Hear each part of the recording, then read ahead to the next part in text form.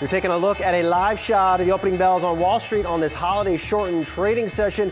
I'm Yahoo Finance executive editor Brian Sozzi, and this is Opening Bid. Here on Opening Bid, we bring you the investing analysis you need to know to unleash the power of your portfolio. We're digging into what's really moving stocks, giving you the unbeatable context to make decisions with all that money you have. The closely watched employment report for June showed 147,000 jobs were created in the month, ahead of most consensus forecasts. Let's send it down to Yahoo Finance senior reporter Brooke DePalma live for the NASDAQ in Times Square to see how the markets are reacting. Brooke. Good morning, Brian. The excitement is still alive and well here at the NASDAQ after that index hit a record high on just this week. If you take a look at all three major indices here, we're seeing all of them in the green across the board. The Dow Jones Industrial moving higher at the open, the NASDAQ and S&P 500. And if you take a closer look at the NASDAQ over the past 5 days, what we've really seen here is once again hitting record highs on that Thursday, and now those record highs extending into the shortened trading day. That's, all markets are set to close here in the U.S. at 1 p.m. Eastern because of that July 4th holiday. So record highs extending this morning, certainly as investors digest three big headlines. That better than expected jobs report from the Bureau of Labor Statistics with 147,000 jobs added. Investors also trying to digest, and you could see that uptick as of yesterday after Trump announced that trade deal with Vietnam. That's getting baked in as well. And of course, the big, beautiful tax bill now in the House's hands, set to go to President Trump. And if you take a closer look at the NASDAQ and the Mag 7 here, over the past 5 days, what we've seen is these stocks rally. NVIDIA up 2% over the past 5 days. Apple also getting a bit of a bump here, especially after there's been optimism on the street about what exactly the release of the iPhone 17 can mean in the second half of the year. Another analyst yesterday also boosting his outlook, saying that he sees Apple's ability to defend market share in China. We're also seeing Google, Amazon move higher as well. Tesla's been on a bit of a bumpy ride this week, but certainly NVIDIA, keep a closer look at that. And we make way into this morning up about 1%. This morning, Mizzou raised its price target to $185. That's up from $170. Now, something else I want to keep a lookout here is that VIX. This is often considered a fear gauge for investors. Right now, we're seeing it move slightly lower in early trading. And what we really are seeing here is investors are remaining almost calm in this environment where we've had so much uncertainty, so much news about this tariff.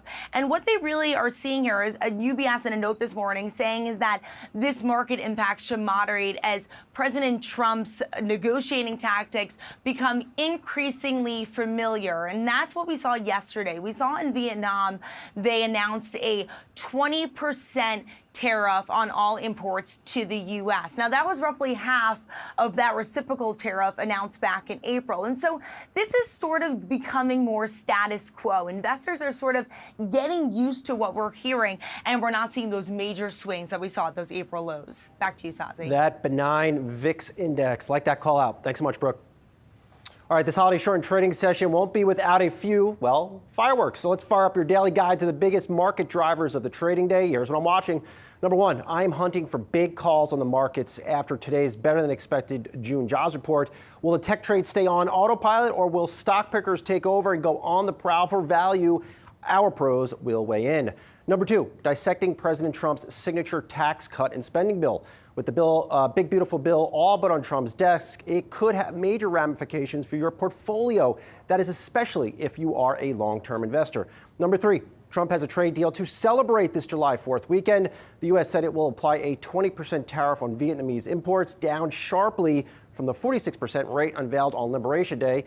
U.S. imports to Vietnam will not be subject to tariffs. Markets will now cast their gaze on if a deal can get done with much larger trading partner, China.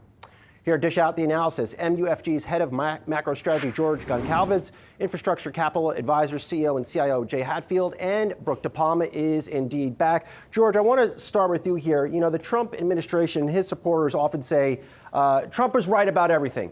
But what he may be wrong about this morning is the need to cut interest rates. What say you?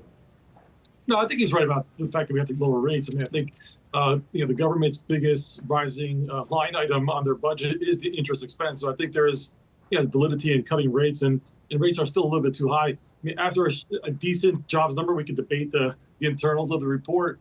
Better than expected, and it does kind of push back the Fed. It keeps them in the wait and see mode. But nonetheless, rates in our view is still about 100 bips too high. Why are they too high? Oh, a number of things. I mean, well, one, inflation is proving not to be kind of reaccelerating. The tariffs was the big kind of impediment or the fear that it's been holding back the Fed. And in fact, we're seeing either substitution effect or the actual exporters themselves absorbing some of these costs. And I do think that inflation is really, not that main issue. It's more about the jobs market. Because, again, this was a good headline number, but a lot of it was not private sector job growth. And there's been cracks in the jobs market. So we don't want to overread this number. We'll take it as a good number for today ahead of the holiday.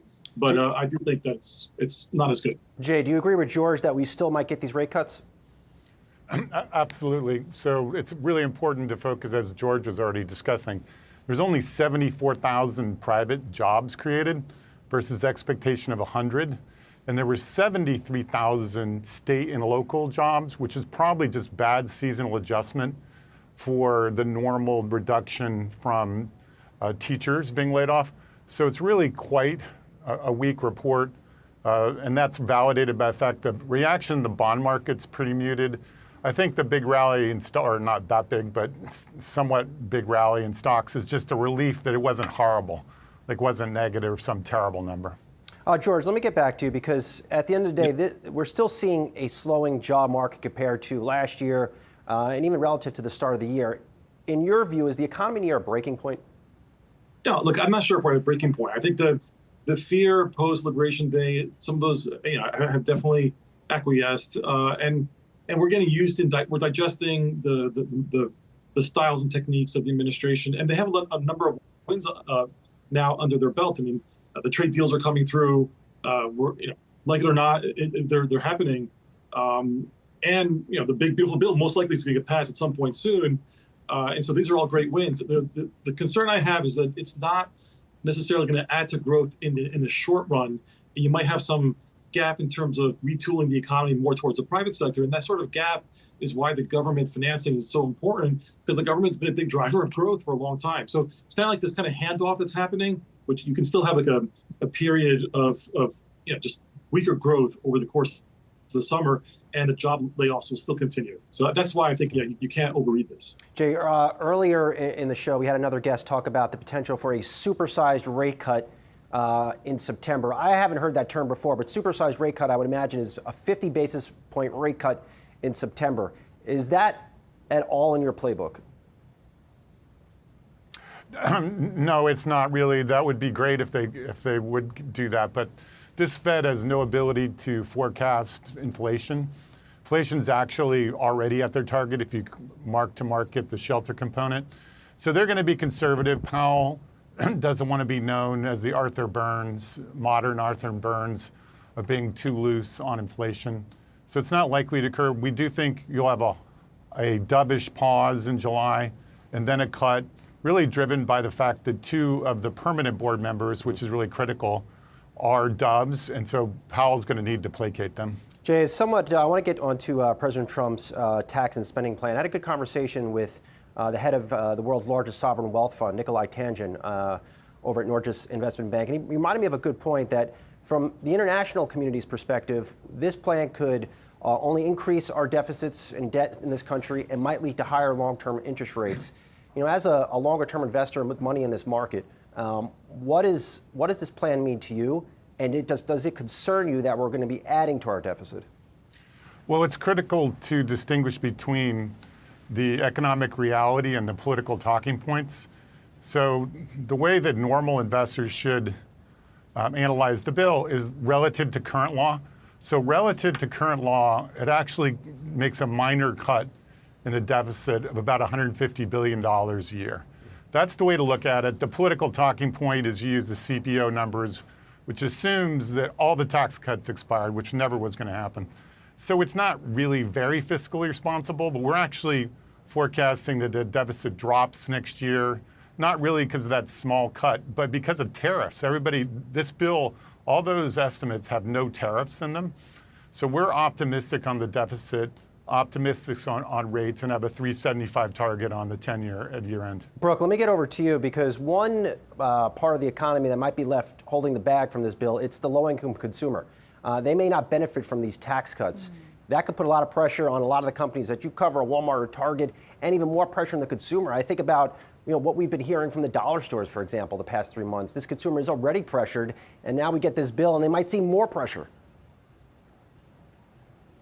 Sazi, that's exactly the story that we're hearing from examples, Dollar Tree, Dollar General, is this pressure on the low-income consumer, and giving a hint to our viewers later on in the show, but also something that key fast food players like McDonald's are also really worried about. But it's really this idea that these low-income consumers, they may not even necessarily not have the money right now, but it's this cautiousness that they're reacting with to all these major headlines that they're seeing, this nervousness to go out and spend, and that's certainly seeing an impact on store, or rather fast food companies like McDonald's. But in the flip side, Dollar Tree and Dollar General are doing well in this environment, not only from low-income consumers, but across the board, because everyone's being a bit more pinched, a bit more cautious, and a bit more conscientious about where exactly they're spending their dollars right now. All right, hang with me, guys. I'm going to send it over to Yahoo Finance Fed correspondent Jennifer Schomburger live from Washington, D.C.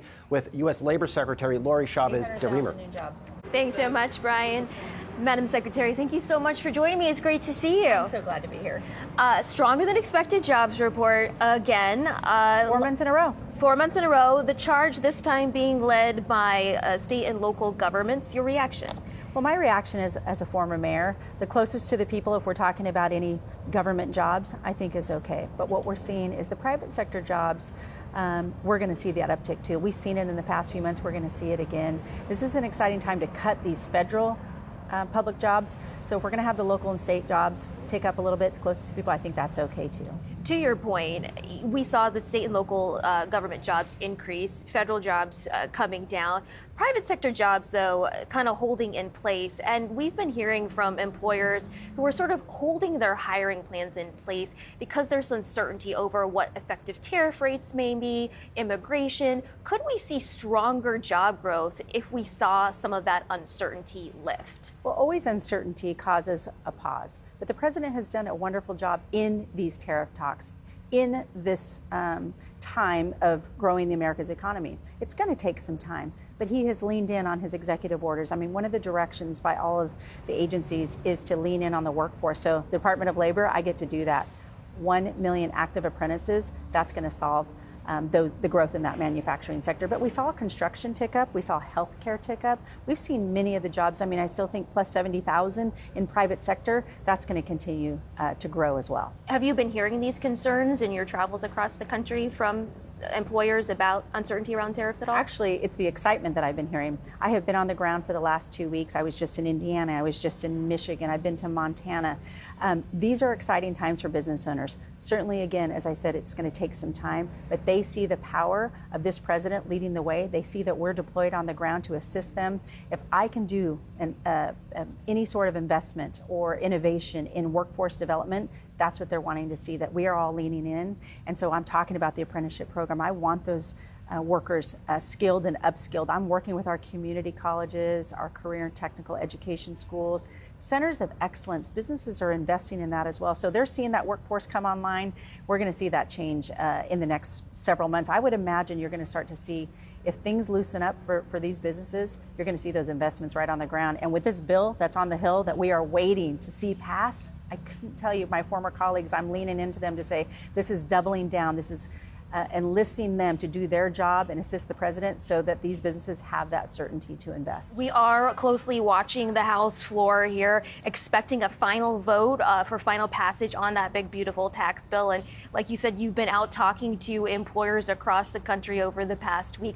What have you been hearing from them specifically on the tax bill and how it could impact their hiring plans? Well, one of the things that we've talked to, just think about the no tax on overtime. There are so many American workers who want to have the opportunity to keep more of their hard-earned dollars. So no tax on overtime, no tax on tips, no tax on Social Security, making sure that we can give them the suite of benefits that they want to offer to their employees. That's what we're going to see. Think about, we cannot afford a tax hike. If they don't pass this bill, that's exactly what the Democrats are going to deliver to the American people, is a tax hike. And so Republicans can get this bill done. This is what the president has asked us to do. We've leaned in. We're ready to go to get those workers skilled and on the line in order to grow the American economy. And how quickly, assuming this tax bill does pass and the president signs it into law As soon as the tomorrow, minority leader gets off of his soapbox, they can get it passed. That's what we're wanting to do. They have been on the floor all night. They've been on the floor this morning. They're ready to pass this bill. Let's get it done. how many jobs could we see created as a result of this tax bill, and how quickly could we see businesses pivot? Well, I think it's alleviating that uncertainty so that they can invest. I mean, we're hearing one of the things that people are missing is that skilled workforce. And so it's the training, the upskilling, getting the dollars, make America skilled again. Can you imagine if this bill passes and I can deliver block grants to these states so they can invest in their workforce? Those jobs numbers will tick up and they'll have that workforce ready to go. That's what they're asking for. Market demands to be delivered through this workforce. That's what's going to need this bill to get done. Switching gears a little bit, I understand you're trying to make it easier for employers to hire temporary migrant workers for sectors like agriculture, farming, hospitality, amidst deportations from the administration and some concerns on parts of businesses that operate in this sector that they could see a shortage of labor supply. Can you tell us about those efforts? Also hearing there may be the establishment of an emergency agency within the Labor Department that could issue temporary work permits. How would that work? Well, I think there's a couple of things that you touched on. First of all, what we're seeing in these numbers is American-born, or what is the job numbers that are being created. So the president secured the border. We're seeing American-born take on these jobs, but there are still some jobs that our workforce is still in need of, and that is pertaining to agriculture, our H-2A and H-2B visas. That comes through the Department of Labor. So what I have created and asked for is the Office of Immigration Policy, really a sub-agency within the Secretary's office to deliver more of a concierge-style approach so they can get those on-demand workers when they need it in their respective seasons. And we're seeing seasons, they're different in every state. The one-size-fits-all doesn't always work. They needed that assistance so we can make sure we can get them the workers that they need to, deliver the products that are needed. And a lot of times that's, food security is national security. You hear the president talk about that. So we want to assist them in doing so. And that's going to come right through the Department of Labor. And just to clarify, businesses are concerned, will they be penalized at all for hiring undocumented migrants at some point eventually or not? Well, legal immigration is what is important here, but we need the workforce. We already have this program in place. This isn't anything new. We just want it more modernized, more efficient, more affordable. That's what the American business owner is asking us to do, and that's going to be delivered through this Office of Immigration Policy right here in the Department of Labor. Madam Secretary, we'll have to leave the conversation there, but thank you so much, as always, for your insight, and a very happy 4th of July to you and your family. Great. Well, I'm excited. I'm going to be spending it right here in the nation's capital and celebrate this 4th of July. It's going to be a great year for the American people. All right, America. Brian Sazzi, send it back to you in New York. All right, big thank you to Jen Schomburger for that interview with the U.S. Labor Secretary. Straight ahead, we'll have our stock of the day. Your clue for this one, their food isn't as healthy as vegetables.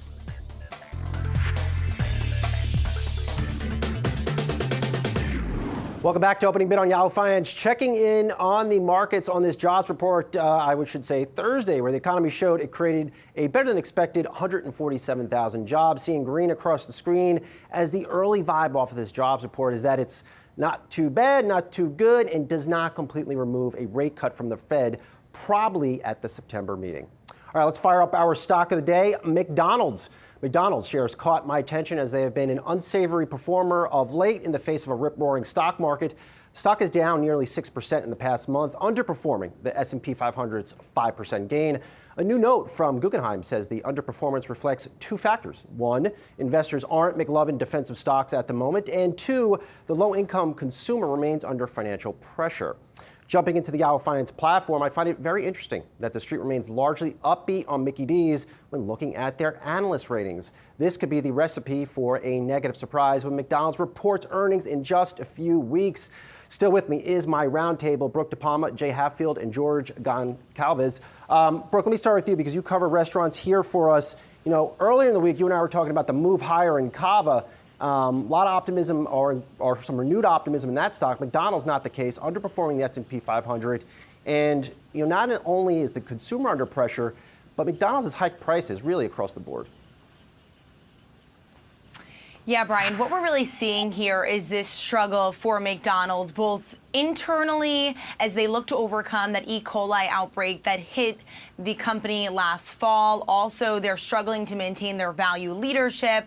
And they have this broad marketing calendar that they're really trying to ramp up heading into the summer with that reintroduction of Snap Grab as they look to regain that leadership. Now, big picture here, though, when you think about that big, beautiful tax bill that's currently in the House, that also could have implications for the low-income consumer, which is primarily McDonald's audience here. Think about the Medicaid and SNAP cuts that will likely come as an impact of that big, beautiful tax bill. And that can have an impact on just how much low-income consumers have to shop. And when you think about McDonald's, and like you said, compare it to something like Cava, which has more of a broad, wide-ranging key audience where consumers are really looking for value here, we've seen their foot traffic tick up in recent weeks, and McDonald's really stay flat here because bottom line here is consumers really want the best bang for their buck.